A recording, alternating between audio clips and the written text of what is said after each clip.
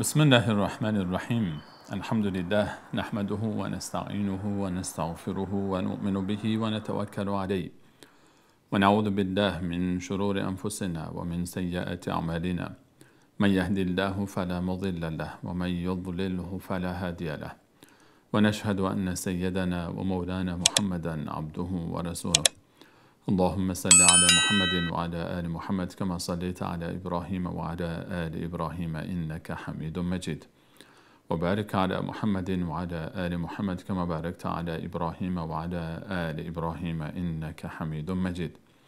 عرض سلام دارم و ادب و احترام خدمت همه شما گرامیان. امیدوارم هر کجا که هستید در سایه الطاف الله متعال موفق و پیروز و سربلند باشید و هر روز و هر لحظه زندگیتان در عبادت او تعالی زیباتر از روزها و لحظات گذشته آن سپری گردد. با شما عزیزان هستیم با آیات دیگر از کلام الله مجید در سوره مبارکه البقره. در برنامه گذشته به همراه شما گرامیان تا آیه 153 از این سوره رو به تلاوت گرفتیم و در این برنامه هم آیات 154 به بعد از این سوره رو به همراه شما گرامیان به تلاوت خواهیم گرفت. الله متعال در آیه 154 میفرماید: اعوذ بالله من الشیطان الرجیم بسم الله الرحمن الرحیم ولا تقولوا لمن يقتل في سبيل الله اموات بل احیاء ولكن لا تشعرون. در آیات گذشته و در خصوصا آیه آخر در درس گذشته آیه 153 دومین خطاب مؤمنان در قرآن کریم، یعنی دومین یا ایها الذین آمنویی که در ترتیب مصحف شریف آمده است، الله متعال مؤمنان رو دعوت به صبر کرد. اینکه شما در مسیر زندگی خودتان از صبر و نماز کمک بگیرید برای غلبه کردن بر مشکلات، بر سختی ها، زیرا که الله متعال صابران را دوست دارد. به تفصیل در این باره صحبت کردیم. یکی از مواردی که در زندگی پیش می آید برای انسان در دنیا موضوع نبرد برای اعتقاد، برای باور، برای دین است.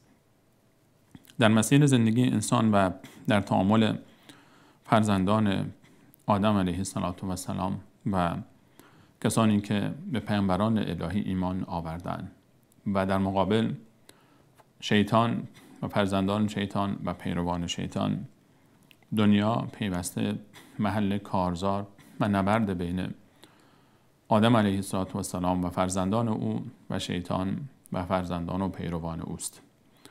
این دنیا زندگی باور است، اعتقاد است، هدف است و دین است و تلاش و مبارزه در راه این هدف و تلاش در راه مبارزه این و مبارزه در راه این هدف و باور و اعتقاد.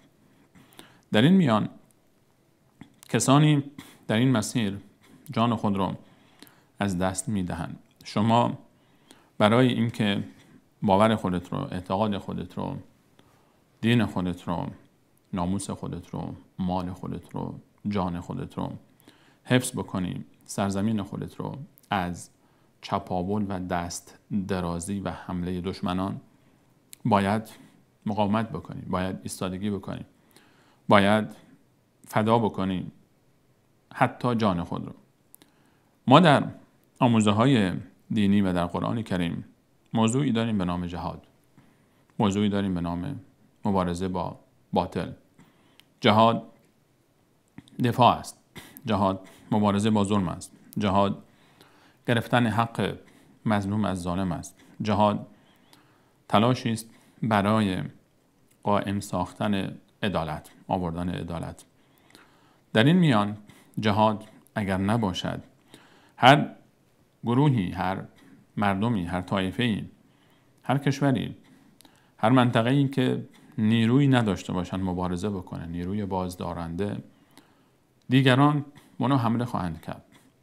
در این دنیا و در این دنیایی که نفس و شیطان و زیاده خواهی های انسان ها سبب شده تا به حقوق دیگران دسترازی بکنن، به مکان اونها، سرزمین اونها، به مال آنها، به جان آنها، به ناموس آنها، به فرهنگ و باور آنها. چاره جز این نیست که انسان خود را آماده بکنه برای دفاع از ارزش‌های خودش. این مقوله دفاع از ارزش‌ها و ایستادگی در برابر دشمنان همون جهاد است و در آیات کلام الله مجید، در احادیث رسول الله صلی الله علیه و سلم بسیار به این موضوع تاکید شده است. خیلی عاقلانه هم هست و موضوع بحث بسیار ساده است. در هر کشوری ما می‌بینیم که نیروهای دفاعی هست، لشکر هست و وزارت دفاع هست و سلاح ساخته میشه و اینها به خاطر چی است؟ به خاطر اینکه ما فی نفسه این چیز رو دوست نداریم. هیچ کسی این چیز رو دوست نداره، جنگ رو، کشتار رو و مبارزه رو و قتل رو. اما مجبور میشیم بعضی وقتا در برابر دشمنان از خودمون دفاع بکنیم. دشمنی که به شما رحم نمیکنه، به خانه و خانواده شما رحم نمیکنه، به سرزمین شما رحم نمیکنه، به مال و جان و ناموس شما دست درازی میکنه. راهی نداری جز اینکه در برابر او ایستادگی بکنی و شمشیر برداری. جواب شمشیر رو با شمشیر بدی و جواب گلوله رو با گلوله بدی. در این میدان، در میدان جهاد که هر وقتی که جهاد باشد آبروی امت اسلامی حفظ می شود. هر وقت که جهاد ترک شده است، ذلت آمده، خواری آمده و ظلم زیاد شده است در جامعه اسلامی. جهاد اون معنای متاسفانه معنای نادرستی که یک عده از دشمنان ما به تصویر کشیدن که قتل و کشتار بیگناهان باشه و افراط باشه و دست درازی باشه به جاهایی که هیچ کسی حق نداره دست دراز بکنه، اون نیست. جهاد از خود یک فقهی داره، جهاد از خود چارچوبی داره، جهاد از خود یک قوانین مشخصی در قرآن و در احادیث رسول صلی الله علیه و سلم داره که در جاهای مناسب خودش به اون خواهیم پرداخت و در آیات جهاد در همین سوره و در سوره های دیگر به تفصیل در اون باره صحبت خواهیم کرد. اما آیه‌ای که مد نظر ما هست اینجا، آیه 154، الله متعال درباره یک گروهی صحبت می‌فرماید، عزیزانی که جان خود را به کف می‌گیرند برای دفاع از ارزش‌ها، برای دفاع از باور و اعتقاد خود و دین خود و سرزمین خود در میدان مبارزه می‌روند در راه الله متعال، در مسیر رضایت الله متعال، در مسیری که الله متعال اجازه داده است در فقه جهاد و اون مسیر رو انتخاب میکنن، میروند و جان خود رو به کف میگیرن و جان خود رو فدا میکنن. درباره اونها صحبت میفرماید الله متعال، درباره شهید الله متعال صحبت میفرماید. در سوره مبارکه توبه که درباره غزوه تبوک نازل شده است. غزوه تبوک یکی از غزوه‌های بسیار سختی است که مسلمانان در اواخر حیات رسول صلی الله علیه و سلم برای مقابله و برای جنگ با امپراتوری روم به سرزمینی در شمال شبه جزیره به نام تبوک رفتن و خبر رسید به رسول الله علیه السلام که ارتشی در روم و در امپراتوری روم آماده می شود برای حمله به مسلمانان. رسول الله علیه السلام پیش دستی کردند و حرکت کردند و بحثش مفصل است در سوره مبارکه توبه به تفصیل ذکر می شود و در سیرت هم حتما عزیزان آشنایی دارید. در یکی از آیاتی که در خلال آیات سوره توبه درباره غزوه تبوک نازل شده است، آیه 111 سوره مبارکه توبه، الله متعال می‌فرماید ان الله اشتری من المؤمنین انفسهم و اموالهم. الله متعال از مؤمنان جانهای آنها را می‌خرد، مالهای آنها را که در راه جهاد خرج می‌کنند و بذل و بخشش می‌کنند از آنها می‌گیرند. ان الله اشتری من المؤمنین انفسهم و اموالهم بان لهم الجنه، تا به آنها جنت بدهد. اون مالی رو که الله متعال به آنها داده، اون جانی رو که الله متعال به آنها داده، از آنها میخرد و در مقابل به آنها جنت میدهد. اون مال رو هم خودش داده، اون جان رو هم خودش داده، ولی باز هم از اونها میخره. بأن لهم الجنه یقاتلون فی سبیل الله فیقتلون و یقتلون و یقتلون، در راه الله متعال به خاطر رضایت الله متعال، نه به خاطر تعصب قومی و قبیله‌ای، نه به خاطر اسم و رسم، نه به خاطر شهرت، نه به خاطر مال دنیا و به دست آوردن غنیمت‌های دنیا و لذت‌های دنیا، بلکه فقط و فقط به خاطر کسب رضایت الله متعال، فقط به خاطر امر الله متعال و دفاع از ارزش‌ها، دفاع از باورها، دفاع از سرزمین‌های اسلامی، دفاع از مظلومین، مبارزه بر علیه ظالم، تا کلمه الله متعال بالاتر باشد، تا کلمت الله هی العلیا باشد، تا نام الله متعال در همه جا باشد، تا دین الله متعال همه جا حکمرانی بکند. این کسانی که در این مسیر می آیند، الله متعال میفرماید یقاتلون فی سبیل الله فیقتلون و یقتلون، مبارزه میکنن، دشمنانی رو که در این مسیر قرار گرفتن میکشند یا احیانا خودشون کشته میشوند. وعدا علیه حقا فی التورات والانجیل والقرآن، وعده بر حق از سوی الله متعال که در تورات و در انجیل و در قرآن ذکر شده است. وعدا علیه حقا فی التورات والانجیل والقرآن و من اوفى بعهده من الله، کیست که از الله متعال وفادارتر باشد به عهد و پیمان خودش، در این پیمانی که بسته که هر کسی که در راه رضایت من الله متعال جان خود رو فدا بکنه، من جنت رو به او خواهم داد و بهشتی خواهد بود، این شهید رو من میپذیرم. فاستبشروا ببیعکم الذی بایعتم به، پس شادمان باشید با این تجارت سودمندی که با الله متعال انجام داده اید ای شهیدان، و ذلک هو الفوز العظیم، و این همان رستگاری عظیم است. این آیه یعنی آیه 111 سوره مبارکه التوبه درباره شهداست، درباره کسانی که در راه الله متعال جان خود رو فدا میکنن. و اینجا در این سوره هم آیه 154 سوره مبارکه البقره الله متعال میفرماید ولا تقولوا لمن یقتل فی سبیل الله اموات، ولا تقولوا، و نگویید لمن یقتل فی سبیل الله، درباره کسانی که در راه الله متعال به شهادت میرسند، کشته میشوند، امواتون، اینها مردگانند. شما شهید رو مرده نپندارید. فکر نکنید که شهید رفت و جان خود را از دست داد و مرد و زندگی او تمام شد و به پایان رسید. نه، اینها به دید شما مرده هستند، اما اینها نزد الله متعال زنده هستند. بل احیاء، اینها زندگانی هستند، ولکن لا تشعرون، اما شما نمیدانید که چگونه زندگی دارند. اینها زندگی اینها رو، کیفیت زندگی اینها رو بعد از خارج شدن از دنیا شما نمیدانید. اونها رو نگویید مرده‌اند، شهیدان زنده هستند نزد الله متعال. شبیه این آیه رو ما در سوره مبارکه آل عمران هم داریم. در آیه 169 به بعد از سوره مبارکه آل عمران الله متعال برای ما در آیاتی که در خلال سوره مبارکه آل عمران درباره غزوه احد نازل شده است. میدانید که در سوره مبارکه آل عمران از آیات 121 به بعد حدوداً آیاتی درباره غزوه احد نازل شده است تا به آیه حدوداً 180 ما میرسیم. در این حدود 60 آیه الله متعال مفصل برای ما درباره غزوه احد صحبت می‌فرماید. در خلال آیاتی که در غزوه احد آمده است، در غزوه احد الله متعال درباره اتفاقات مختلف غزوه احد برای ما میگوید. اتفاقاتی که افتاده، حوادثی که افتاده است، تعامل منافقان و کاری که منافقان کردند، درباره کسانی که کوتاهی کردند در غزوه احد در روی تپه تیراندازها و همچنین شهدای احد، همچنین رفتار رسول الله علیه السلام با صحابه‌ای که کوتاهی کردند چگونه باید باشد و بحث مفصلی در این سوره هست درباره غزوه احد که در وقت زمان مناسبش به او خواهیم پرداخت.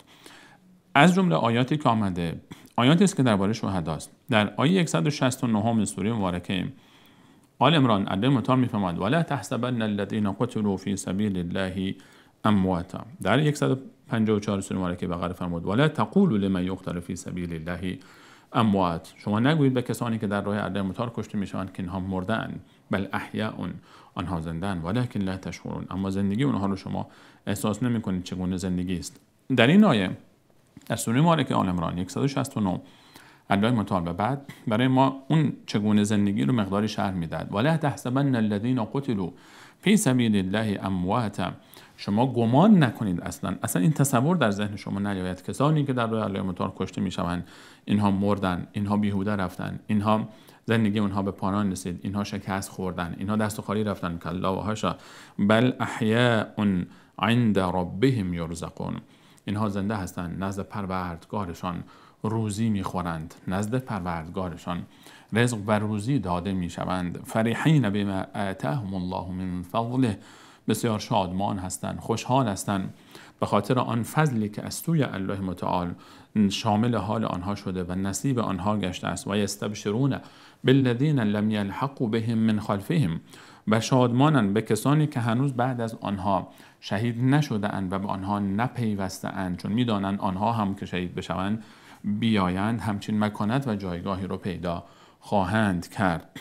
اینها خوشحالند، الا خوف علیهم ولا هم یحزنون، که نه هیچ ترسی بر آنهاست از آینده، ولا هم یحزنون، و نه ناراحتند به خاطر آنچه پشت سر باقی گذاشته‌اند در دنیا. یستبشرون بنعمت من الله، آنها به نعمت‌هایی که الله متعال به آنها داده بسیار شادمانند، و فضل، و آن فضلی که از سوی الله متعال نصیب حال آنها شده است، و ان الله لا یضیع اجر المؤمنین، و این که الله متعال اجر مؤمنان رو هیچ وقت ضایع نمی کند، هیچ وقت نادیده نمی گیرد. در شرح همین آیات، یعنی آیات 169 به بعد از سوره مبارکه آل عمران که درباره شهدای احد نازل شده است، رسول الله صلی الله علیه و سلم فرمود که گرچه اون آیه شأن و نزولش درباره شهدای احد است، اما العبرة به عموم لفظ. ما یه قاعده در تفسیر داریم که عبرت به عمومیت لفظ است، یعنی هر شهیدی که در راه الله متعال شهید شود، این وصف حال اوست و این لطف و احسان الهی شامل حال او می شود. رسول الله صلی الله علیه و سلم در توصیف بیشتر حال شهدا فرمود، و اون نعمتی رو که الله متعال به آنها داده است و اون رزق و روزی که نزد الله متعال میخورند، فرمود که در روایت صحیح که روح شهدا رو الله متعال روح آنها را میگیرد و روح آنها در شکم پرندگان سبزی است که گردنهای بزرگی دارند، و در شکم پرندگان سبزی است که در جنت آنها گشت و گذار می کنند، و در قنادیلی چلچراغهایی که به سقف جنت که همان عرش الله متعال است آویزان است، در آنجا استراحت می پردازند و هر جایی که بخواهند در جنت گشت و گذار می کنند. الله متعال به آنها می فرماید که آیا چیزی طلب می کنید، آیا چیزی می خواهید، آیا چیزی دوست دارید که به شما داده شود؟ آنها می گویند یا رب، مگر چیزی هست که ما بخواهیم و به ما داده نشده است؟ و چند بار این تکرار می شود و سرانجام می گویند که بار الها، از اونجایی که این لطف و احسان الله متعال رو می بینند که چقدر این لطف و احسان شامل حال آنها شده، این رو از الله متعال می خواهند که بار الها به ما توفیق بده تا دوباره برگردیم به دنیا و دوباره کشته شویم، دوباره بیاییم. شهید به خاطر آن عظمت و جایگاهی که نزد الله متعال به او داده می شود، آرزو میکنه دوباره به دنیا برگرده تا باز هم کشته بشه، تا این عظمت و این لطف و احسان دوباره بیشتر و بیشتر به او داده بشود. رسول الله صلی الله علیه و سلم فرمود شهید در همون لحظه اولی که از دنیا می رود هیچ دردی رو احساس نمیکنه. ما در ظاهر میبینیم که او گلوله‌ای میخوره، در ظاهر میبینیم که زخم‌های آنچنانی دارن. رسول الله علیه و سلم فرمود اون لحظه‌ای که روح او از بدن جدا میشود، به مانند یک سوزن کوچکی، پشه‌ای وقتی که دست انسان رو بزنه چقدر احساس درد میکنه آدم، به همون اندازه احساس درد میکنن. و فرمود که اولین قطره خون او که به زمین میریزد در راه الله متعال، تمام گناهان او بخشیده میشود. همون لحظه جایگاه خود رو در جنت میبیند. این کسی است که عذاب قبری برای او نخواهد بود، ترس روز قیامت برای او نخواهد بود. این کسی است که در روز قیامت یک تاجی از افتخار، تاجی از یاقوت بر سر او گذاشته خواهد شد در روز قیامت و برای 70 نفر از خانواده و نزدیکان خودش شفاعت می کند شهید. و در جنت نپرسید که شهید چه امکانات و چه لطف و احسانی شامل حال او خواهد شد. این درجه شهید است. این درجه کسی است که در راه الله متعال جان خود را می دهد. با ارزشترین سرمایه که الله متعال به او داده، جان او تقدیم می کنه، جان خود را و خون خود را در راه الله متعال تقدیم می کند. و این رستگاری عظیم است. این رستگاری حقیقی است. وقتی خون کسی ریخته میشه و در راه الله متعال شادمان است و به پیش الله متعال با دست پر می رود. ما در این دنیا لحظه خارج شدن ما از دنیا مشخص است. اون لحظه‌ای که باید برویم، ولا یؤخر الله نفسا اذا جاء اجلها. الله متعال میفهمد همه شما لحظه را خارج شدن از دنیا برای شما مشخص است. ما یک لحظه از دنیا خواهیم رفت. اون لحظه یک ثانیه نه تأخیر میافتد نه جلوتر می شود و نمیدانیم که با چه حالتی از دنیا خواهیم رفت. از الله متعال میخواهیم که شهادت در راه خود را نصیب من و شما بگرداند. اون لحظه که از دنیا میریم با شهادت از دنیا بریم. در هر حالت ما از این دنیا خواهیم رفت. بعضی فکر میکنن اگه فلانی شهید شد، ما یک جایی برای عزیزی دعا کردیم که گفتم خداوند شهادت نصیب تو بکنه و همسر ایشون ناراحت شد از این دعای من و گفت من از شما انتظار نداشتم چون این دعایی بکنی شما برای شوهر بنده. و گفتم چرا؟ گفت ما هنوز جوان هستیم، ما دوست داریم که هنوز سالها زندگی بکنیم. برخی از عزیزان تصور میکنن کسی که شهید شده گویی که زودتر از اون وقتی که باید از دنیا میرفته از دنیا رفته است. کلا و حاشا. اون کسی که شهید می شود، الله متعال درباره باز شهدای احد در سوره مبارکه آل عمران وقتی گفتن اگر شما منافقان به مؤمنان گفتن اگر به حرف ما گوش میکردید نمیرفتید در شهر میماندید نمیرفتید بیرون از شهر برای مبارزه با مشرکین قریش کشته نمیشدید. الله متعال فرمود قل لو کنتم فی بیوتکم لبرز الذین کتب علیهم القتل الی مضاجعهم. اگر شما در خانه می نشستید هم اون کسانی که در احد به شهادت رسیدن می رفتن آنجا و آنجا می مردن و از دنیا می رفتن. اون لحظه ای که برای من و شما مشخص شده اون لحظه از دنیا خواهیم رفت. خوشا به حال آنهایی که با شهادت از این دنیا می روند، با دست پر از این دنیا می روند، خون خود رو در راه الله متعال می ریزند، در راه باور، در راه اعتقاد. انسانی که حاضر نباشه در راه اعتقاد خودش، در راه باور خودش، در راه ارزش‌های خودش مجاهدت بکنه، تلاش بکنه، مبارزه بکنه، برای این هدف زندگی بکنه، این انسان باید در ارزش‌های خودش تجدید نظر بکنه. انسان مسلمان باید حاضر باشه تا جان خود رو در راه الله متعال فدا بکنه. ولا تقولوا لمن يقتل في سبيل الله اموات. برای کسانی که در راه الله متعال کشته شدن نگویید که اینها مردند. در راه الله متعال شهید کسی است که فقط به خاطر الله متعال می‌جنگد، نه به خاطر تعصب قومی، نه به خاطر تعصب حزبی و گروهی، نه به خاطر مال دنیا و پست و مقام دنیا، نه به خاطر اینکه تعریف بکنن ازش به به و چه چه عجب انسان پهلوانی بود، ماشاءالله عجب جنگجویی هست. نه، کلا و حاشا. کسی که در راه حزب کشته میشه، در راه تعصب قومی کشته میشه، در راه تعصب نژادی کشته میشه، به خاطر مال دنیا و پست دنیا و قدرت دنیا کشته میشه، به خاطر شهرت کشته میشه، این انسان شهید نیست. این انسان با اعمال خود و این انسان به خاطر همون هدفی که رفته با همون هدف مشهور خواهد شد. هستن کسانی که در روز قیامت رسول الله علیه السلام فرمود 3 دسته از کسانی که اولین گروهی که به دوزخ میروند، یکی از اونها کسانی است که کشته شده است. ادعا میکنه در راه الله متعال کشته شده، اما به خاطر مال دنیا، به خاطر شهرت کشته شده است. به خاطر این کشته شده که مردم ازش تعریف بکنن عجب پهلوانی است، عجب انسان جنگجویی است. بعد از او اسمی از او گرفته بشه در رسانه ها. به خاطر الله متعال جنگ، نبرد، دنیا، زندگی و مرگ همه چی به خاطر الله متعال. قل ان صلاتی و نسکی و محیای و مماتی لله رب العالمین. شهادت به خاطر الله، زندگی به خاطر الله، مرگ به خاطر الله، هر چیزی به خاطر الله متعال. الله از من خواسته در این مسیر حرکت بکنم، حرکت میکنم. اگر جان خود رو هم در این مسیر دادم، خواهم داد. با افتخار به الله متعال تقدیم میکنم آنچه را که به من بخشیده است. ولا تقولوا لمن يقتل في سبيل الله اموات بل احياء ولكن لا تشعرون. یک نکته رو اینجا اشاره بکنم. تفسیر موضوع رو در آیه 259 259 با هم صحبت خواهیم کرد. این که الله متعال اینجا فرمود که شما به شهید نگویید که مرده است، زنده است. زندگی شهدا، آیا چون شهید زنده است پس ما می توانیم برویم سر قبر او همون گونه که در دنیا از یک انسان صالح می‌خواستیم که برای ما دعا بکنیم پیش الله متعال، بریم سر قبر او هم از او کمک بخوایم، دعا بکنیم، بگیم که فلانی تو بالاخره جایگاهی داری نزد الله متعال، برای ما دعا بکن تا الله متعال مشکلات ما رو حل بکنه. یک موضوع کلی است به نام اینکه آیا مرده اصلا صدای ما رو میشنود یا نمیشنود. این موضوع با اختلافاتی که در بحث شنیدن یا عدم شنیدن هست، اصل موضوع رو میگذاریم در آیه 259 بیاری الله متعال اگر لقا و بقا مقدر بود. به همراه شما عزیزان مفصل آنجا صحبت خواهیم کرد که آیا مرده میشنود یا نمیشنود، چه چیزهایی رو میشنود، چه چیزهایی رو نمیشنود. اما زندگی بعد از مرگ، اینجا فقط مختصرا به موضوع اشاره میکنه. بل احیاء ولکن لا تشعرون. الله متعال که فرمود شهید زنده است. بل احیا، حیات بعد از مرگ تنها برای شهید نیست، برای هر انسانی است بلا استثنا.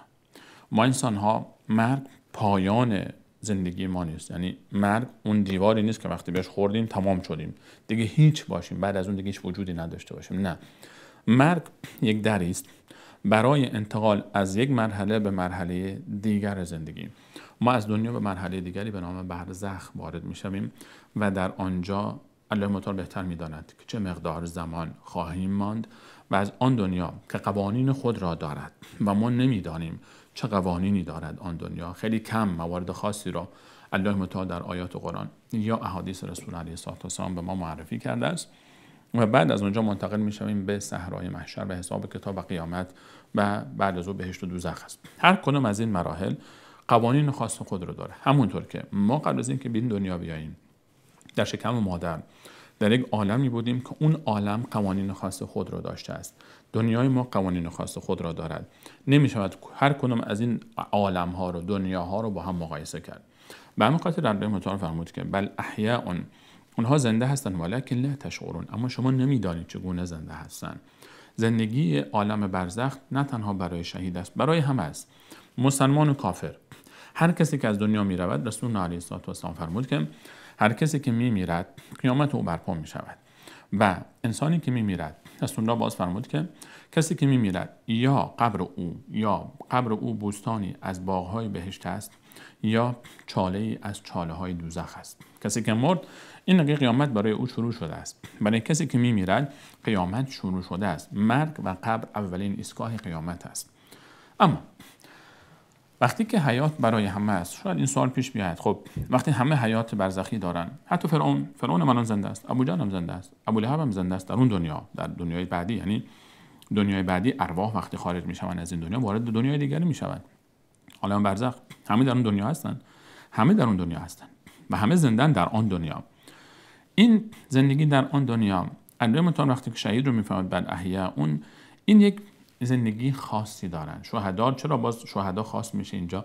الله متعال شهدا رو ذکر فرموده چون شهدا یک جایگاه خاصی دارن، یک منزلت خاصی دارن، یک ویژگی خاصی دارن که ذکرش گذشت.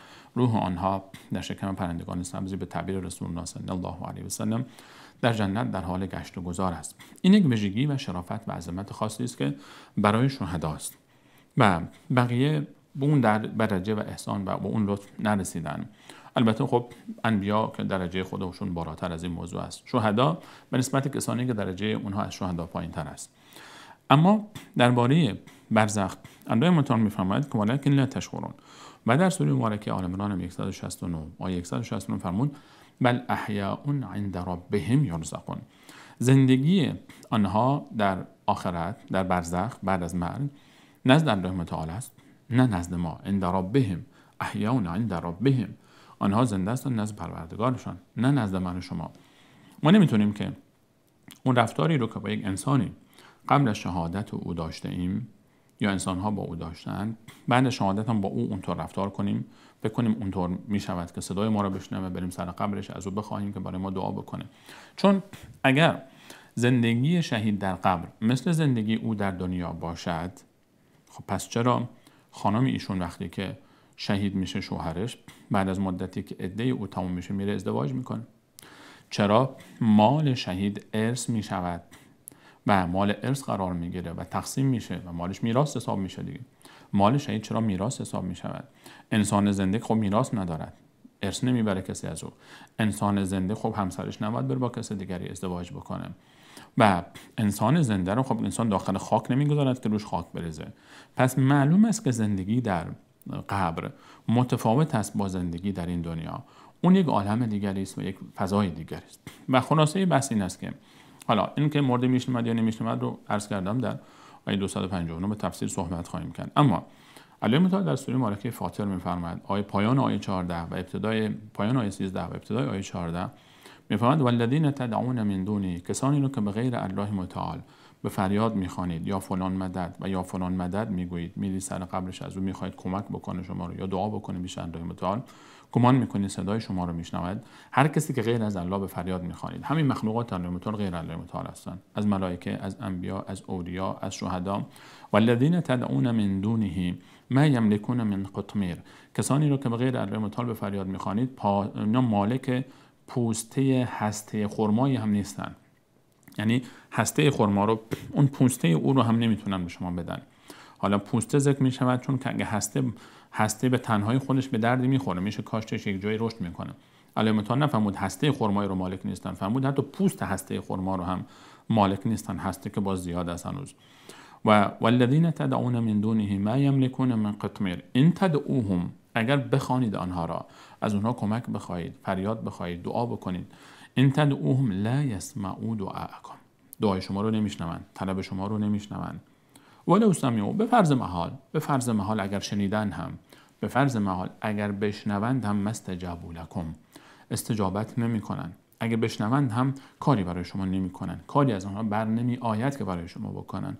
و یوم القیامت یکفرون بشرککم، و روز قیامت از این کار شما که شرک هست اعلان بیزاری میکنن. ولا ینبئک مثل خبیر، و به غیر از الله خبیر به همه چی آگاه، کسی نمیتواند تو رو از این تفاصیل دقیق در زندگی آخرت اونها و برزخ اونها آگاه بسازد که در سوره مالکی فاتر آمد. به همین قدر اکتفا میکنیم در این باب. بحث مفصلی رو در این باره در آیه 259 بیاری عدل متعال خواهیم داشت. این آیه 154 درباره شهید، که شهید رو شما مرده نگویید و جایگاهی دارد، عظمتی دارد، مکانتی دارد. در بعد از آیه 153 که دعوت به صبر بود و دعوت به استقامت بود، برای ما یک معنی دیگر هم دارد که شما این مؤمنان استعینوا بالصبر والصلاة، صبر پیشه کنید در مصیبت از دست دادن عزیزانتان، خصوصا در جنگ و در جهاد. در جنگ و جهاد مشکلات سختی هایی خواهد آمد، من جمله عزیزانی که کشته میشوند، شهید میشوند. آنهایی که شهید شدن نزد الله متعال جایگاه دارند، اونها رفتن پیش الله متعال، ناراحتی اونها شما را اذیت میکنه، شما گریه میکنید، ناراحت میشید، دلتنگشون میشید. اما به این امیدوار باشید، به این خوشحال باشید که جایی بهتر از جایی رفته که بوده است، پیش کسی رفته که بهتر از شماست. عزیزی که از این دنیا می رود، خصوصا وقتی که شهید می شود، پیش الله متعال می رود، جای او بهتر است. او بسیار خوشحال است در آن عالم. شما نگران نباشید، اون جایی رفته که بهتر از جای شماست. وقتی عزیزی از پیش شما به سفر میره در سرزمینی که خیلی بهتر از سرزمین شماست، در جایی که خیلی امکاناتی بیشتر از شما داره، در جایی که افرادی هستن که خیلی بیشتر از شما به او توجه میکنن، شما چرا باید نگران باشید؟ چرا باید ناراحت باشید؟ اون جایی رفته که جای اون خوب است. ناراحت نباشید از این بابت. در ادامه الله متعال برای ما یک قاعده کلی ذکر می‌فرماید. کل دنیا، خلاصه زندگی دنیا رو، یکی از قانون‌های مهم الله متعال در زندگی ما انسان‌ها روی زمین رو برای ما معرفی می‌فرماید که من الله با عظمت شما را آفریدم تا شما را آزمایش می‌کنم. تبارک الذی بیده الملک و هو علی کل شیء قدیر. مبارک است اون ذاتی که به دست اوست پادشاهی آسمان ها و زمین و او به هر چیزی قادر است. الذی خلق الموت والحیات، اون ذاتی که مرگ را آفرید، خلق کرد، اون و زندگی رو آفرید. مرگ رو قبل از زندگی ذکر میکنه، چون اصل زندگی ما بعد از زندگی این دنیاست. ما میلیاردها میلیارد سال زندگی میکنیم و اون مقدار سالی که در دنیا زنده هستیم 50 60 70 یا 100 سال به نسبت میلیاردها سال بعد از اون هیچ حساب نمیشه. و همین خاطر الله متعال فرمود الذی خلق الموت والحیات، مرگ رو قبل از زندگی ذکر کرد، چون مرگ ما در این دنیا انتقال به مراحل بعدی است و اون مراحل طولانی تر از این دنیا است و مهمتر از این دنیا است. الذی خلق الموت والحیات. چرا؟ حکمت چیست؟ حکمت از این که ما اصلا آمدیم به این دنیا، الله متعال ما رو آورده. تا حالا بعد بشینیم فکر بکنیم چرا آمدم؟ من چرا به این دنیا آمدم؟ چی کار میکنم اینجا؟ اومدم بخورم و بخوابم و بمیرم. هزاران نفر، میلیون ها نفر دور بر من، شکل‌های مختلف، قیافه‌های مختلف، شکل طایفه های مختلف، زبان های مختلف رشد میکنیم، میایم به دنیا. از سنین کودکی بگیرید، از یک روزگی تا یک ماهگی تا یک سالگی، همینطور تا 70 80 90 100 سالگی. و هر روز خبر تولد یکی و هر روز خبر وفات یکی میاد و یکی میره، یکی میاد و یکی میره. نسل پشت نسل میاد و میره. برای چی؟ ما چیکار میکنیم در این دنیا؟ برای چی آمدیم؟ الله متعال میفهمد خلق الموت والحیات لیبلوکم، تا شما رو آزمایش بکنه. ایکم احسن و عملا، کدومی که از شما بهتر عمل میکند. این دنیا محل آزمایش است. الله متعال ما رو اینجا خلق کرده تا ما رو آزمایش بکنه. الله متعال ما رو آورده در این دنیا، اون خالق ماست و آورده ما رو ببینه که ما کدوم ما بهتر عمل میکنیم. دنیا محل آزمایش است، میدان آزمایش است. الله متعال ما را برای آزمایش آفریده است و اینجا الله متعال زمین رو خلق کرده و آنچه که ان جعلنا ما علی الارض زینة لها، الله متعال میفهمد هر آنچه که روی زمین است من زینتی قرار دادم. از زیبایی های روی زمین بگیرید، از طبیعتش بگیرید، از اماکنش بگیرید، از نعمتاش بگیرید، از هر چیزی که جلب توجه میکنه روی زمین برای ما جالب است، جذاب است. ان جعلنا علی الارض زینة لها لنبلوهم ایهم احسن عملا، تا آزمایش بکنم انسانها رو کدامشون بهتر عمل میکنن. ما در این دنیا برای آزمایش و ابتلا و امتحان آمده ایم. این دنیا محل آزمایش است، محل ابتلاست. هر انسانی روی زمین بلا استثناء، مسلمان باشد یا کافر باشد، آزمایش می شود. استثناء هم ندارد. بدترین انسان روی زمین یا بهترین انسان روی زمین، هر کسی روی این زمین آماده آزمایش خود رو باید پس بده، امتحان خود رو باید پس بدهد. حتی مؤمنان، حتی بهترین مؤمنان، حتی انبیای الهی. در ابتدای سوره مبارکه عنکبوت دائم متعال میفهمد الف لام میم احسب الناس ان یترکوا ان یقولوا آمنا وهم لا یفتنون. یک عده آیا فکر میکنن همین که بگن ما ایمان آوردیم دیگه همه چی اوکی میشه، همه چی خوب میشه؟ همین که شما ایمان آوردی همه چی دیگه، هر چی نعمت هست و هر چی لطف الهی است و هر چی ما آسایش هست و آرامش هست به سراغ شما می آید؟ نه، همچین خبری نیست. احسب الناس ان یترکوا ان یقولوا آمنا وهم لا یفتنون. آیا کسانی که ایمان می آورن همین که بگن ما ایمان آوریم گمان میکنن که دیگه رها میشن از آزمایش و از ابتلا و آزمایش نمیشوند؟ هرگز این نیست. ولقد فتنا الذين من قبلهم فليعلمن الله الذين صدقوا وليعلمن الكاذبين. قبل از شما هم امتیانی که آمدن آزمایش شدند تا الله متعال مشخص گرداند کسانی را که صادق هستند در اعتقاد خود، در گفتار خود، در کردار خود، از کسانی که دروغ میگویند. الله متعال میخواد آزمایش میکنه. الله متعال همه را آزمایش میکنه.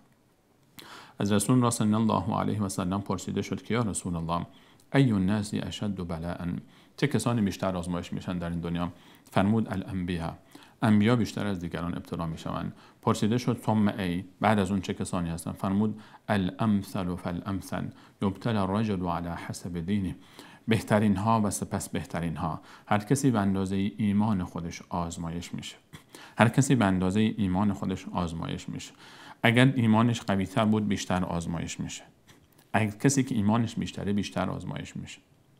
اون مربی که در میدان مسابقه و در امتحانهایی که در دنیاست، وقتی میخواد که یک نفری رو، یک معلمی، یک مربی میخواد که یک شاگردی رو بفرسته در المپیاد، در مسابقات بین المللی یا در مبارزات، مربی شاگردی تربیت کرده میخواد به میدان مبارزه بفرسته، کی به میدان فرستاده میشه؟ چه کسی رو میفرسته مربی؟ اونی که بهتره. اونی که بهتره بیشتر آزمایش میشه. اونی که بهتره و روی او حساب میشه او بیشتر آزمایش میشه، بیشتر به میدان میره، بیشتر در مورد آزمایش قرار میگیره، در سختی ها قرار میگیره. وقتی وارد میدان مبارزه میره به میدان مبارزه میره، سختی داره، مشت میخوره، لگد میخوره. در مبارزات رزمی مثلا، در ورزش ها سختی داره، در امتحانات دیگر از اینجا به اونجا سفر بکنه، آمادگی بگیره و امتحان بده. کسی که موفق تره بیشتر آزمایش میشه. هر که در این بزم مقرب تر است جام بلا بیشترش میدهند. انبیای الهی رو وقتی نگاه کنید، هیچ کسی به اندازه محمد مصطفی صلی الله علیه و سلم در دنیا آزمایش نشده است. هیچ کسی به اندازه ایشان مورد آزمایش قرار نگرفته است. الله متعال میفهمد ولنبلونکم، حتما، قطعا و یقینا، با سه تا تاکید. و لا، این لام برای تاکید است. نبلو، من آزمایش میکنم. نون تشدید دار، لبلون، این نونی که تشدید دارد بهش میگن نون تاکید ثقیله. دو تا تاکید حساب میشه. ما یک نون تاکید خفیفه داریم بدون تشدید که یک تاکید است و نون تاکید ثقیله در لغت عرب که دو تا تاکید حساب میشه. با اون لام تاکید اولش میشه سه تا تاکید. حتما، قطعا، یقینا و سه تا تاکید در حد قسم حساب میشه. یعنی به ذات من الله و عظمت قسم، به عزت من قسم که همه شما را آزمایش میکنم. ولنبلونکم بشیء، با یک چیز کوچک. بشیء، اون تنوین تصغیر است. بشیء من الخوف، یک چیزی از گرد، یک ترسی میاد توی زندگی شما را آزمایش میکنم، همه شما را آزمایش میکنم. الله متعال میفهمد تک تک شما رو من آزمایش میکنم. وسیله های آزمایش رو هم برای ما ذکر میفهمد. با چه وسایلی شما را آزمایش میکنم؟ بشیء من الخوف، یک ترسی در زندگی شما میاد. ترس، جنگ میاد، ترس میاره. زلزله میاد، ترس میاره. یک اتفاق دیگه میاد، ترس میاره. ترس، یک بیماری شروع پیدا میکنه، ترس میاره. همینا ترس است. ترس در زندگی ما یکی از آزمایش های الهی است. دشمنی میاد، خطری میاد، مصیبتی میاد، ما از یک چیزی میترسیم. ترس میاد در زندگی شما. ولنبلونکم بشیء من الخوف والجوع. و همچنین گرسنگی. من شما را آزمایش میکنم با ترس، با گرسنگی. بشیء من الخوف والجوع. و گرسنگی میاد. شما در شرایطی قرار میگیری که پول خریدن یک نان رو نداری، نمیتونی برای خودت غذا تهیه بکنی. این اتفاقات میفته. ولنبلونکم بشیء من الخوف والجوع. گرسنگی میاد. برای رسول الله صلی الله علیه و سلم در غزوه احزاب یا همون خندق روایت شده است که ایشان از شدت گرسنگی و یاران همراهشان، به خاطر این در اون تاریخ مدینه منوره شرایط اقتصادی بسیار بد بود و مدینه محاصره بود از طرف دشمنان، مدت 1 ماه در اواخر از شدت گرسنگی سنگ به شکم خود بسته بود رسول الله صلی الله علیه و سلم. و مادر عایشه میفرماید احیانا در خانه رسول الله علیه و سلم 3 هلال ماه می آمد و می رفت و آتشی برای غذا پختن روشن نمی شد. ولنبلونکم بشیء من الخوف والجوع. یک شیء از ترس می آید یا گرسنگی می آید. و نقص من الاموال، یا نقص در اموال، کم پولی، بی پولی، تجارت شما دچار شکست میشه، برشکست میشی. یا شما یک جای کار میکردی، کارمندی بودی، کارمند اداری بودی، از کار بیکار میشی. یا یک حقوق درآمدی داشتی دیگه الان نداری. مالی داشتی آتش گرفت سوخت. زلزله آمد هر آنچه رو که داشتی از بین برد. دزدی آمد مال شما رو برداشت برد. مال شما کم میشه. یک اتفاق میفته در زندگی، بیکار میشی، اصلا کار نداری، کار درستی نداری، درآمد درستی نداری. و نقص من الاموال. الان میفهمن من این کارو میکنم. همه شما بلا استثناء یا ترس میاد، یا گرسنگی میاد، یا ورشکستگی اقتصادی میآید. حتی بسیار ثروتمندان بسیار بزرگ و درشت میلیاردرهایی بودن به جایی رسیده طرف که پول کفن خودش رو نداشته، به جایی رسیده که پول درمان خودش رو نداشته، میلیاردها دلار پول داشته. این رو ما داریم میبینیم در همین دنیا. ما همین دور و بر خودتون نگاه بکنید، چه افرادی رو شما میشناسید که از عرش به فرش رسیدن؟ این اتفاق میفته. این آزمایش‌های الهی است. اینها آزمایش‌های الهی است. ولنبلونکم بشیء من الخوف، ترس، جوع، گرسنگی، نقص من الاموال، ورشکستگی اقتصادی، والانفس، و نقص در جانها. نقص در جانها از اون آزمایش‌های خیلی سخت. یکی از سخت‌ترین آزمایش‌های عقل متعال نقص در انفس است. نقص در جانها. بیماری میاد، مصیبت میاد، زخم میاد، درد میاد و به جایی میرسه که یکی فوت میکنه. فوت عزیزان. شما عزیزی رو از دست میدی، پدر رو از دست میدی، مادر رو از دست میدی، خواهر و برادر رو از دست میدی، فرزندت رو از دست میدی، گوشه جگرت رو از دست میدی، پاره وجودت رو از دست میدی و میمیره جلوی چشمانت و داره جان میده و هیچ کاری نمیتونی بکنی. دکترها جوابش کردن و هیچی از دست تو در نمیاد و هیچ کاری از تو ساخته نیست. فقط همینطور نظاره‌گری و لحظه شماری میکنی که کی از دنیا میره و منتظری تو از دنیا بره. و نقص من الاموال والانفس، نقص در جانها. عزیزی از دوستانت میمیره، یکی از آشنایانت میمیره، همسرت از دنیا میره، یا همه رو یک بار از دست میدی. سوار ماشین شدی، خوشحال خرم با خانواده داری میری برای سفر، میخوای بری برای تفریح، در اوج شادمانی و خوشحالی یک دفعه در یک اتفاق ناخواسته در مسیر یک تصادفی ایجاد میشه. خودت تنها بعد از چند روز از بیمارستان خارج میشی، به هوش میایی و میگن همسرت رفت، فرزندانت هم مردن، خودت میمونی و خودت با یک بدنی که نصفش از کار افتاده و فلج. این آزمایش الهی است. آزمایش میکنه. علی متعال آزمایش میکنه بندگانش رو. یک دفعه در زندگی یک اتفاقی برای تو میفته، یک حادثه‌ای برای تو پیش میاد و اون موقع هیچ انتظارش رو هم نداشتی. میبینی که حادثه‌ای پیش میاد، پلیس میاد تو رو میگیره، میاندازه گوشه زندان. 1 سال، 2 سال، 3 سال، چند سال در زندان میافتی به تهمتی که اصلا هیچ به تو نمیچسبه. اصلا خانومی درهای بسته، 7 در بسته، عاشق یوسف علیه السلام است. کریم ابن الکریم ابن الکریم ابن الکریم، و خواسته نفسانی داره که پیامبر الله متعال حاضر نیست به او تن بده، کسی که قرار بود مادرش باشه، نقش مادری براش داره. یوسف علیه السلام فرار میکنه، درهای بسته به روی او باز میشه، با آخرین در که میرسه از پشت پیراهنش رو میگیره و پاره میشه پیراهنش. در آخری که باز میشه یوسف علیه السلام بیرون است و خانم با اون وضعیت نافرم و فجیع و نادرست شوهرش رو میبینه، میترسه که چیکار بکنه، یوسف رو متهم میکنه. یوسف علیه السلام متهم میشه، با اینکه یک نفری طفلی در گهواره از یوسف علیه السلام دفاع میکنه، اما این زن و اون شوهر به خاطر حفظ آبروی خودشون یوسف علیه السلام رو به زندان میاندازن. 9 سال به زندان میافتد، 9 سال در گوشه زندان افتاده و یک روز یک ملاقاتی ندارد. یک روز یک نفری نمیره بگه که من با یوسف ابن یعقوب کار دارم. 9 سال کریم ابن الکریم ابن الکریم ابن الکریم، یوسف ابن یعقوب ابن اسحاق ابن ابراهیم، 4 نسل پشت سرم پیامبر. 9 سال به جرم گناهی نکرده در گوشه زندان است. چرا؟ مگر یوسف آدم بدی است؟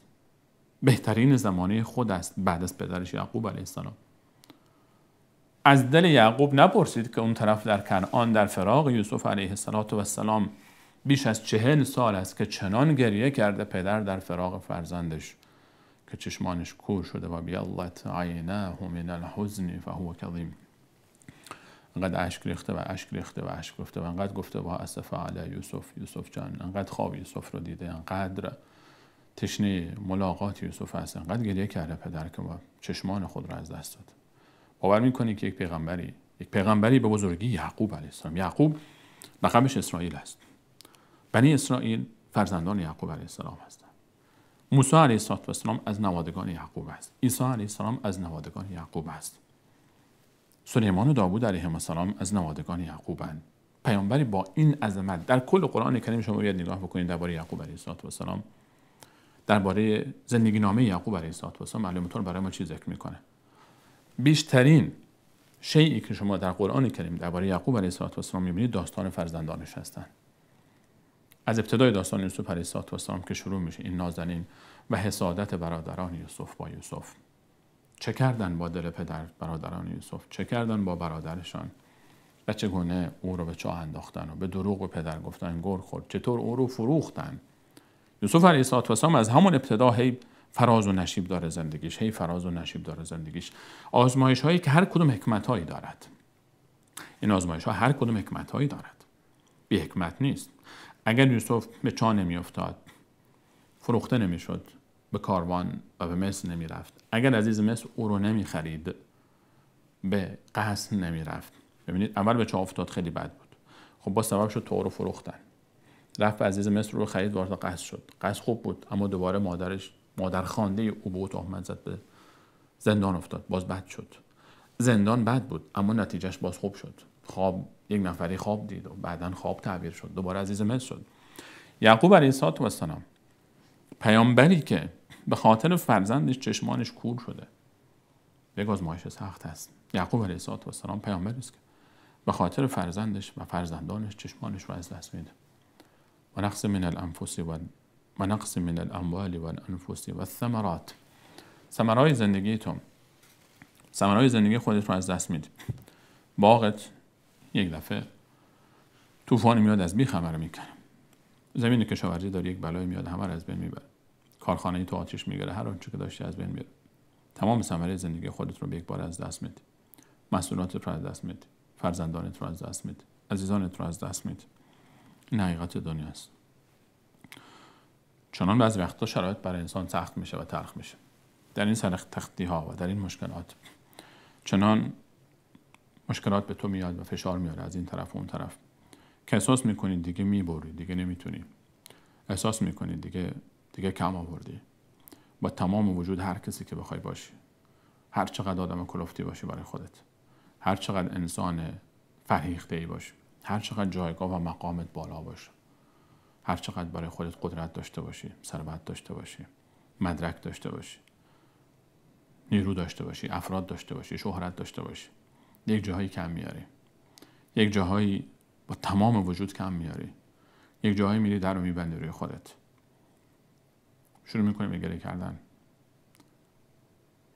در تنهایی خودت اشک میریزی، یک دل سیر گریه میکنی، آروم نمیشی، باز طاقت نمیاری، باز نمیتونی، میافتی به زمین، زانوی تو، پاهای تو رو تحمل نمیکنه. انقدر این مصیبت بعضی وقتا بر دوش تو سنگینی میکنه، این سختی انقدر سنگینی میکنه که احساس میکنی که دوست داری میافتی به زمین، گریه میکنی، به خودت میپیچی از درد. اینها رو آزمایش میکنه علی متعال. در اون لحظه آخری که احساس میکنی همه چی از بین رفته، دیگه هیچ امیدی برای تو واقعی نمیمونه، اون موقع است که علی متعال میخواد تو رو بکشه سمت خودش. یکمی از این غرور دست برداری، یکمی از این کل شقه خودت دست برداری، یکمی از این احساسات دست برداری، بفهمی که این دنیا مالکی دارد، این دنیا آقایی دارد، این دنیا حساب کتابی دارد. این برای کسیه که علی متعال به او امید خیر دارد. برای کسانی که امید خیر دارن متعال اینطور با آنها رفتار میکنه. تا وقتی در بیمارستان بیماری در بخش مراقبت‌های ویژه است، ممنوع ملاقات، پشت شیشه، داخل یک اتاقی، تمام دستگاه‌ها به این بیمار وصل است، تصادف سنگینی کرده، بیماری سختی گرفته، مراقبت‌های ویژه، هیچ کسی حق نداره با اون ملاقات بکنه، داخل بیمارستان بستری است. این امیدی به او هست، امید به درمان او هست، امید به خوب شدن این هست، این هنوز زنده است، این هنوز امید بازگشت او هست. علی متعال یک عده رو اینطور آزمایش میکنه تا اینا برگردن. در مقابل اون طرف یک کس دیگری رو شما میبینی، ظاهرش میگن بیماره، بیماری خیلی بدی هم داره، ولی نه سرومی به وصل است، نه بستری هست، نه رژیم غذایی داره، نه دکتری اون رو از چیزی منع کرده، هر کاری که دلش بخواد میکنه، هر کاری که دلش بخواد میکنه، در نقطه مقابل هر کاری که دلش بخواد میکنه. چرا؟ چون دکتر از او قطع امید کرده، اون اصلا دیگه امیدی بهش نیست، سرطان گرفته، به درجه خیلی شدیدی رسیده، 2 ماه وقت داری، هیچ امیدی هم نیست، هیچ راه درمانی هم وجود نداره، هیچ کاری نمیتونی بکنی. آقا شما خواهر گرامی، برادر گرامی، شما آدم فهمیده ای هستی، 2 ماه وقت داری تا 4 ماه، هر جوری میخوای زندگی کن، هر جا میخوای بری برو، هیچ راه درمانی هم نداری، هیچ کاری هم نمیتونی بکنی، هر چیزی دلش میخواد میخوره، هر کاری دلش میخواد میکنه، هر جایی دلش میخواد میره. اگر اونی که رو تخت بیمارستان در بخش مراقبت‌های ویژه است اینو نگاه بکنه، میگه خوش به حال اون، در حالی که این میگه خوش به حال تو، زبان حال این میگه خوش به حال تو، از من قطع امید شده، من آزادم، هر کاری دلم میخواد میکنم، چون هیچ امیدی به درمان من نیست. این همین معامله رو علی متعال با بندگان خودش داره. وقتی یک بنده هیچ امیدی به درمانش نیست، هیچ امیدی به برگشتش نیست، هیچ امیدی به ایمانش نیست، علی متعال او رو ول میکنه. در سوره مبارکه انعام آیه 42 آیه عجیبی داره علی متعال، فرمود ولقد ارسلنا الی امم من قبلک، برای امت‌های قبل از تو من فرستادم پیامبران الهی، فاخذناهم بالبأساء والضراء لعلهم یتضرعون، آزمایش کردم اونها رو، گرفتم، سختی ها آوردم در روح و روانشان، در جان و مالشان، لعلهم یتضرعون، تا باشه برگردن، تضرع بکنن، زاری بکنن، راه رو پیدا بکنن، نشان پیدا بکنن مسیر خودشون. فلولا اذ جاءهم بأسنا تضرعوا ولكن قست قلوبهم، چرا وقتی که بعد تضرع بکنن به جای تضرع بیشتر در گناه رفتن، بیشتر غرق شدن، بیشتر دور شدن از من. و زین لهم الشیطان ما كانوا یعملون، شیطان کارهای اونها رو به اونها زینت داد. فلما نسوا ما ذکروا به، وقتی کلا فراموش کردن دیگه هیچ امیدی به برگشت اینها نبود. فلما نسوا ما ذکروا به فتحنا علیهم ابواب، من من درها رو باز کردم برای اینا، نه یک درها رو باز کردم، ابواب کل شی، نه یک شی، هر چیزی رو، پول دادم، ثروت دادم، شهرت دادم، سلامتی دادم، تندرستی دادم، رونق دادم، ولش کردم. آیا به خاطر این کلمه تو دوستش داره؟ نه، هیچ امیدی دیگه به نیست، بذار زندگی دنیاشو بکنه، آخرت میدونه، بیشتر گناه بکنه، بیشتر عذاب بشه. فتحنا علیهم ابواب کل شی حتی اذا فرحوا بما اوتوا، تو سرمست شدن از آنچه کلمه تو به آنها داده، اخذناهم بغتة، یک دفعه من اونها رو میگیرم، فاذا هم مبلسون، یک دفعه ناامیدن. در یک صد این آیات 42 تا 44 سوره مبارکه انعام بود. در سوره مبارکه آل عمران 178 میفرماد ولا یحسبن الذین کفروا انما نملی لهم خیر لانفسهم. کافرها فکر نکنن که من به اونها مهلت میدم خیر اونها رو میخوام. انما نملی لهم لیزدادوا اثما، من به اونها مهلت میدم تا بیشتر گناه بکنن. اینها قانونهای الله متعال است. کسی میخواد قبول بکنه قبول کنه، نمیخواد قبول نکنه. همونطوری که دو تا میشه 4 تا. این قانون الله متعال است. همونطور که ریاضیات از خود قوانینی داره، قوانینی که الله روی زمین گذاشته است. شیمی یا کیمیا قوانین الله متعال روی زمین است. علم فیزیک قوانین الله متعال روی زمین است. آیات قرآن قوانین الله متعال روی زمین است. اینها قوانین الله متعال در زندگی انسان هاست. این سنت الله متعال است. الله با بندگانش اینطور رفتار میکنه. حقیقت تاریخ زندگی انسان اینطور رو نشون میده. حقیقت زندگی انسان روی زمین فعلا این رو نشون میده. الله متعال آزمایش میکنه، بلا استثناء همه رو آزمایش میکنه. کسی که از راه خیلی به در شد، دیگه هیچ امید بازگشت نیست، ولش میکنه. بهش همه چی میده، همه چی بهش میده. اما اون کسی رو که گرفته به این خاطر آزمایش میکنه. خوبها رو بیشتر آزمایش میکنه. نه به این خاطر که همه به خاطر، یعنی هر آزمایشی به خاطر پاک شدن و برگشتن نیست، بلکه خیلی ها خوبن. بعضی وقتا آزمایش به خاطر اینه که روی این خوب حساب میشه. این انسان رو معلمی، مربی، کسی رو میفرسته در میدان ها، مسابقه بوکس هست، هر روز اینو میفرسته، مسابقه تکواندویی هست و فلان است. این انسان رو سفید میکنه، مربی رو خوشحال میکنه، اینو میفرسته هر روز. انبیای الهی با وجود اینکه پاک از گناه هستن، زندگیشون رو نگاه بکنید، سراسر آزمایش هست و ابتلا هست و سختی هست.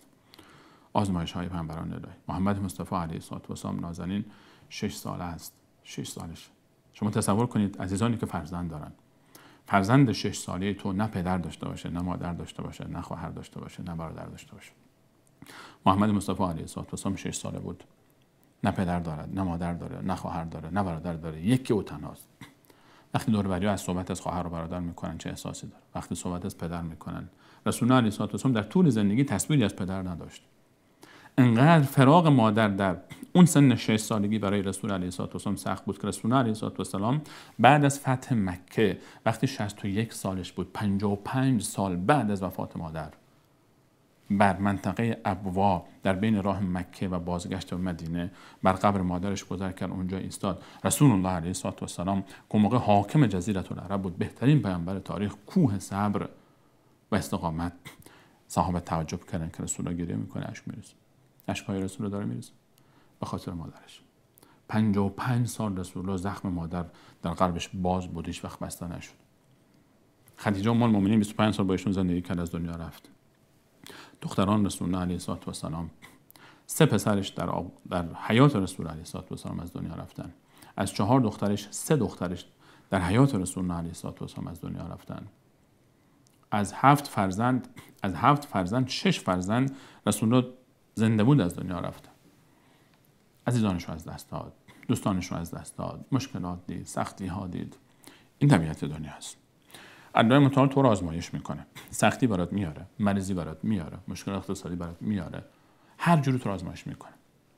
در آزمایشات مبشر الصابرین، صبر کن، تحمل کن، گریه کن، حق داری گریه کنی. در رو خودت ببند، انقدر گریه کن تا صدای تو بگیره، تا گلوت بسته بشه دیگه نتونی حرف بزنی. گریه کن، برو جانماز رو بنویس پیش الله متعال، اشک بریز، گریه بکن، دعا بکن، از الله متعال بخواه. حقته، دعا بکن، اما کفران نعمت نکن، اما ناشکری نکن، اما از مسیر خارج نشو، اما ارتباط تو با الله متعال محکم کن. الله متعال تو رو آزمایش میکن. الله متعال تو رو داره آزمایش میکن.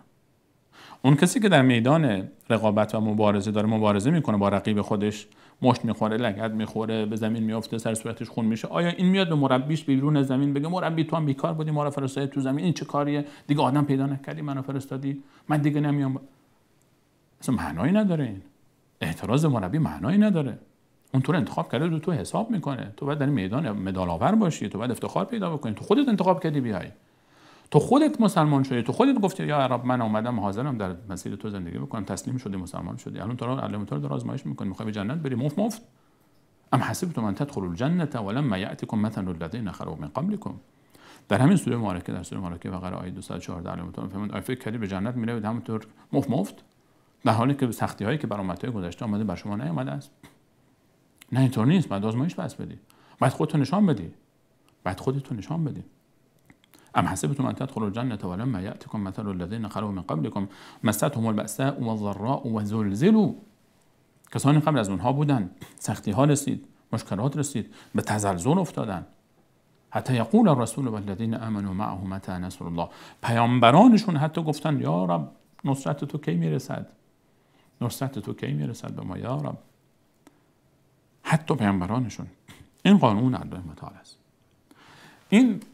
این آیات قوانین الله متعال است. و بشر الصابرین، و بشارت بده صابران را. چه کسانی هستن اینها؟ اینها همون کسانی هستن که موفقن. صبر کن، استقامت کن. اولئک علیهم صلوات من ربهم الذین اذا اصابتهم مصیبه. آیه بعد الله متعال برای ما میگوید کسانی که صابر هستن چه صفاتی دارن، وقتی به اونها مصیبت میرسه چطور رفتار میکنن، چطور برخورد میکنن. و آیات بعدش باز برای ما یک داستان عجیبی رو ذکر میکنه. وقت به تمام رسیده. من دوست داشتم آیات دیگری رو هم به همراه شما دو ساعت بیشتر رو هم که موضوع مرتبط هست ادامه بدیم، اما اجازه بدید که صحبت رو در جلسه بعد ادامه بدیم به همراه شما عزیزان. و بشر الصابرین، و بشر الصابرین. دعای قبل الله متعال فرمود ان الله مع الصابرین، الله با صابران است. در این آیه فرمود و بشر الصابرین، بشارت بده صابران. صبور باشیم، یاد بگیریم در آزمایش‌هایی که الله متعال برای ما در زندگی قرار می‌دهد صبور باشیم، تلاش خودمون رو انجام میدیم. هر آنچه که از دست یک انسان در میآید باید در آزمایش‌ها انجام بده. اما هدف از این آزمایش‌ها چیزیست که انسان ناشکری نکنه، انسان کفران نعمت نکنه، انسان به رضای الله متعال و تقدیر او راضی باشد و انسان در مسیر حل مشکل خود چارچوب شرع رو رعایت بکنه، وارد حرام نشود. آزمایش یکی از فلسفه‌های اصلی آزمایش همین، حکمت آزمایش اینه. در سختی قرار میگیری، مال نداری، گرسنگی، مشکلات، الان حرام برای تو مقدر است، میتونی از راه حرام به دست بیاری، میری یا نمیری. این مهم است. در سختی ها چه کار میکنی؟ چه حرفی میزنی؟ آیا نسبت به باور، نسبت به پروردگار سست میشه یا نمیشه؟ آیا سراغ حرام میری یا نمیری؟ آیا در همین موضوع میستی یا نمیستی؟ صبر میکنی یا نمیکنی؟ از کوره به در میری یا ول میکنی مسیر رو؟ این مهم است. و بشر الصابرین، صبور باشیم. از الله متعال میخوایم من و شما توفیق فهم صحیح و صبر در مسیر عبادت خود نصیب بفرماید. تا دیدار دیگر هم شما صبران و الله متعال میسپارم. الله یار و نگهدارتون.